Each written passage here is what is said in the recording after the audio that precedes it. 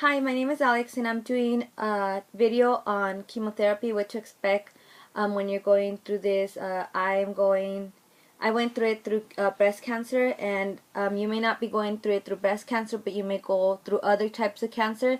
But I'm just doing this video for anyone who doesn't know what to expect, who may be a little bit afraid or doesn't know what's gonna come. So this is to help your chemotherapy go smoother and to maybe manage your side effects a little bit better.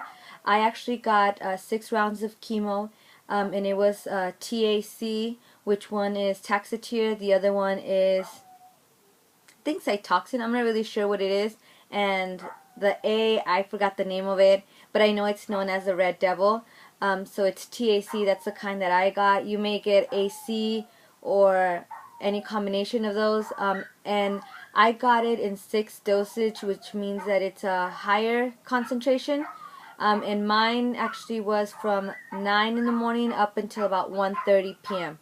So it took a lot of hours, but that's, some people are there only for an hour, some are there all day long, and I went every 3 weeks. So you may go every week, once a month, every day, every, I don't know, 2 days. So it just depends how, what kind of chemotherapy you get and how often, how many doses, and, obviously what type of cancer you have.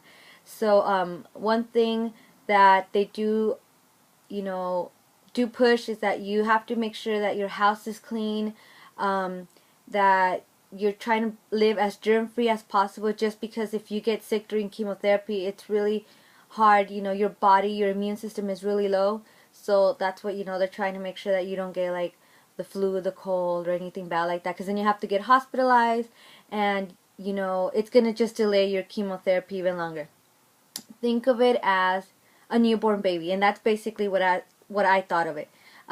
When a newborn baby comes, and the nurses, they tell you gotta wash your hands, you have to make sure everything's clean and everything like that. That's what I did. So basically, I have 2 small children, and it's really hard for me to make sure that they don't bring germs home. A couple of things that we did: every maybe once a month, I cleaned my carpet. I shampooed it to make sure that nothing like that was on my carpets. People were not allowed to bring their shoes inside my house.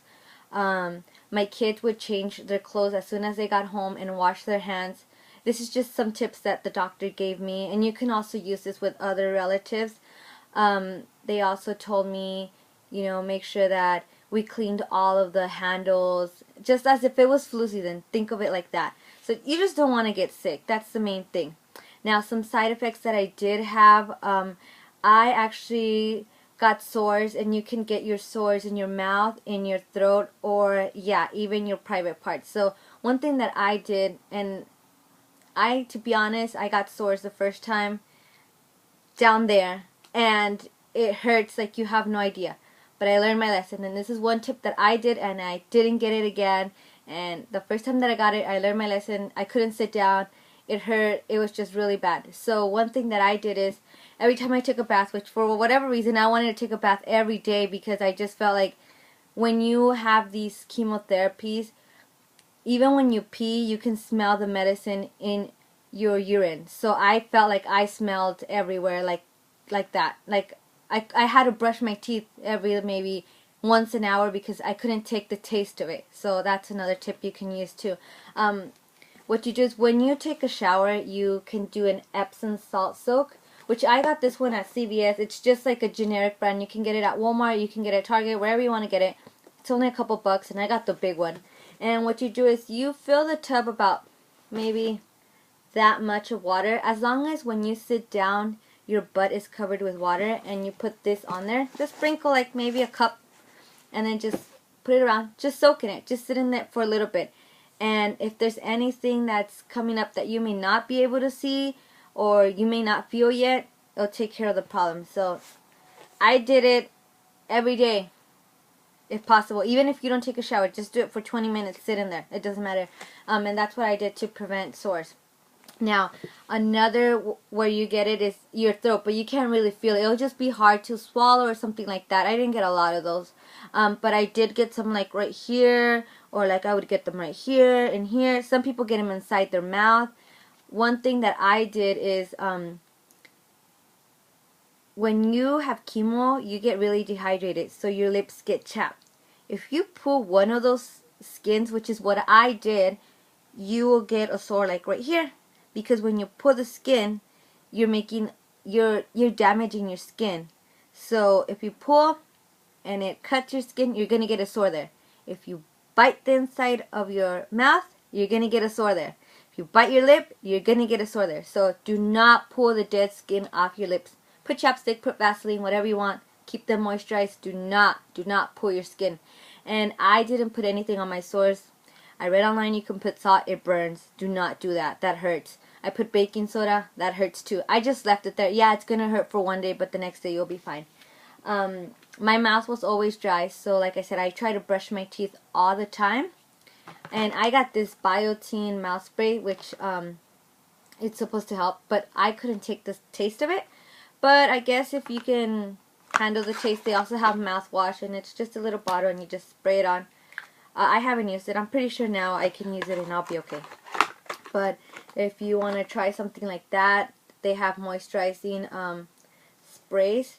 When you have chemo and you get diarrhea, constipation, something like that, or you're really sick, you're not allowed to take medication over the counter or anything like that. The only thing I was allowed to take, I believe, was Tylenol and Imodium AD if I had anything. Other than that, any side effects, I needed to consult my oncologist, because if you take anything over the counter, it can interfere with your medication. So please always ask your doctor before taking anything.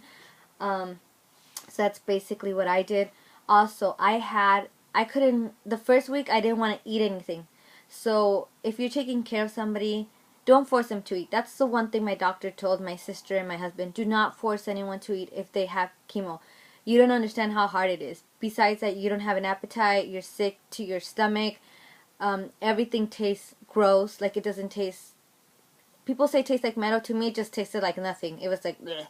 So the one thing that I always did right before I had chemo, I would go shopping. I wanted to have Gatorade, Sprite, water, Snapple, all kinds of juices, because once I had chemo, I didn't want to eat anything. Water to me was gross, so I couldn't have that. But I was able to have like Snapple or Gatorade with a lot of ice. For whatever reason, I wanted a lot of ice in it, and I know a lot of people that have had chemo tell me the same thing, that they wanted to drink a lot of stuff with with ice. So, like I said, as long as you're hydrated, you'll be okay. Try to eat something small, at least a banana. The less you eat, the worse it's for you. So I try to eat like a banana, maybe a little bit of fruit. Even if it's a bite, try it. Just a little bit here, a little bit there. I always try to eat, because your stomach's still hungry, and you're gonna start hearing that noise. And if you're not putting anything in there, like I said, you're just gonna get even more sick.